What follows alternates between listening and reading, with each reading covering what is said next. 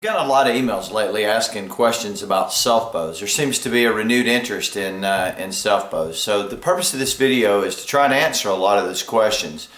First and foremost, what is a self bow? That's one of the most common questions actually asked. A self bow is simply a bow made from a stave or a piece of wood that performs all of the functions of shooting an arrow itself. So there's no performance enhancing materials attached to the back of the bow. It's not laminated with anything or backed with anything that would increase the performance or the cast of the bow. It's just a piece of wood. You start with a stave, and as Mark Baggett likes to say, all you have to do is remove the wood that you don't need and you got a bow left right there. So that's a self bow. This is the most recent bow I made. This is black walnut. It's the first walnut bow that I've made. 66 inches, shooting about 45 pounds at 28 inches. This is all sapwood. The heartwood on walnut, you can see some of the heartwood in the handle there, but the heartwood's kind of chalky and flaky. It doesn't really do much for you in terms of a bow, so it makes that grip look beautiful there in the grip. But in the bending part of the limb, this is sapwood. It's a little thicker, can't get it down as thin as something like Osage because it's a softer wood, but it's really got a lot of good reflex to it, got good cast. I'm really pleased with this bow. We'll see how long it holds up. Some of the softer woods like hackberry don't last quite as long as yew or Osage. But they're beautiful to shoot. They really no hand shock. They seem to be smoother. They're not as rigid, so they're just a pleasure to shoot.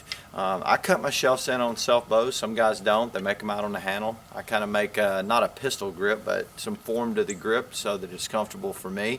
You know, just years of making bows, I've got to where I make them where I enjoy shooting them, where they feel good in my hand. And you know, that's the beauty of making your own self bow, is you can tailor it or customize it to what you like. That's what I really enjoy about it. So, you know, I've just experimented with bows over time. I brace mine up at 7 inches. Most guys will brace them a little lower. You got to remember, anytime you're bending this wood, you're compressing the fibers in the wood, so it stresses the wood more. But I have a way I shoot, the way I set a bow up, and I'm going to use that bow, and I've usually built another one before I can wear one out anyway, so that doesn't bother me. I also hold it anchored and shoot, you know, erect. A lot of guys can't, the bow and everything. You get that shelf in, you get it tuned nice, and you can stand up and shoot it like you would a normal, you know, target recurve. That's what I enjoy about them, is I've tailored these bows to shoot the way I want them to shoot. I'm shooting B50 on this bow. You know, if you're worried about performance, you can certainly shoot a fast flight, you know, type of material, D97, D10, whatever you want to. I put tip overlays on all of mine now. I used to put tip overlays on some and not all of them, but I use a hardwood, a lot of times cocobolo or Burmese redwood, some stuff like that. It just, I've had too many of them want to start splitting because of the stress of the string, so I just go ahead, put overlays on, use deer antler a lot, something nice and hard so you don't have to worry about it.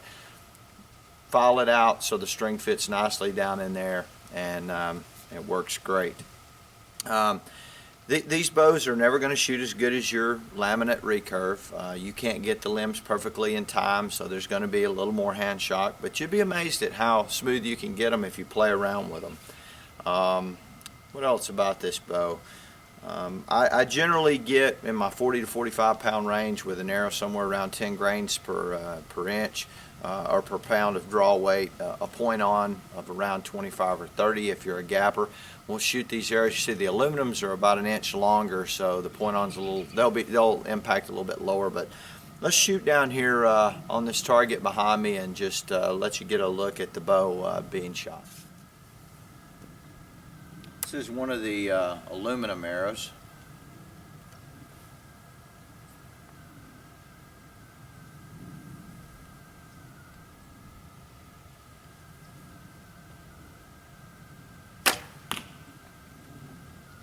Impact a little bit lower than the wood's going to.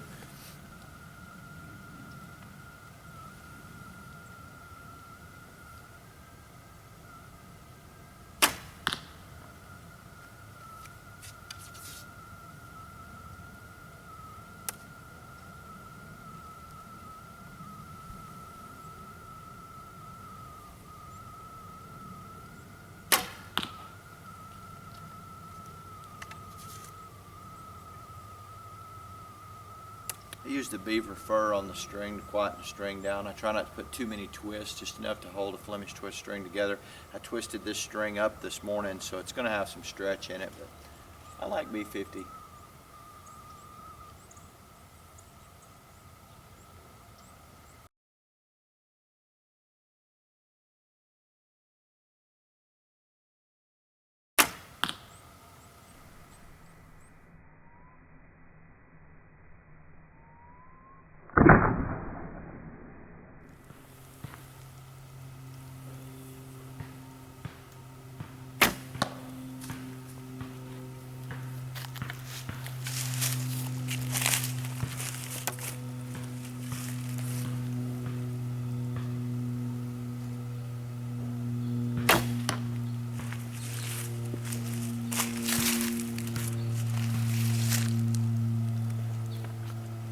Try one of these aluminums out there on that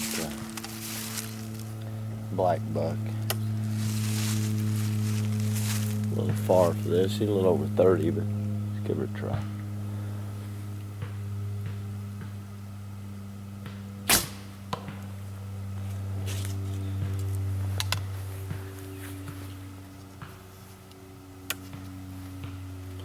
Adjust fire on him a little bit.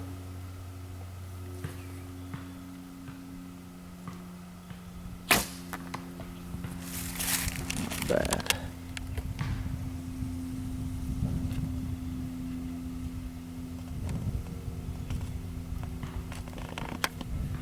So I hope this was helpful with your Selfbow. You know, if you're got it fairly well tuned and you're getting a little bit of right impacts, one thing you can do is build out your strike plate just a little bit. If you cut these in, just put a little thicker piece of material, move your arrow left, and if you're shooting left, then you know, you're gonna have to weaken your arrow up some. But make sure that you're getting in close to your face, getting that arrow under your eye as best you can. You know, guys that wear finger stalls, a lot of times they're out here because of the bulk of the material, which creates an angle to the arrow.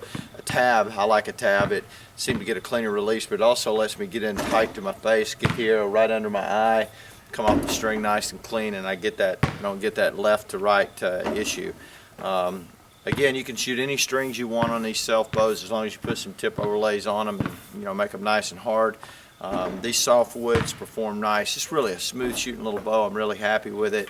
I like the natural pattern of the back of that bow. You can see that's just the back. I didn't take it down to a ring. All I did was use the back of the bow, took the bark off and that cambium layer, and I left some of that cambium in these divots here so that it created that look like that, kind of a tiger stripe type of thing. Thought that looked really nice. And then just a sapwood bow. Let's see, one of the good tests of your wood, how good it is when you unstring it. How straight does it go? Does it take a lot of set or string follow rather? That's not bad. That's after being strung over an hour and shooting probably 50 to 75 arrows, probably 75 or so. So not bad at all. If it really bends and your string you're getting, you know, more than a couple of 3 inches, then you know, that wood's not great and it's probably going to wear out on you pretty quick. If it goes back straight really quick, then it's a quality piece of wood and you can count on it lasting you for a long time. Again, you don't want to keep these things strung when you don't have to. When I finish shooting my last target, I unstring it. You know, you're stressing the wood, so think about that. Best of luck to you.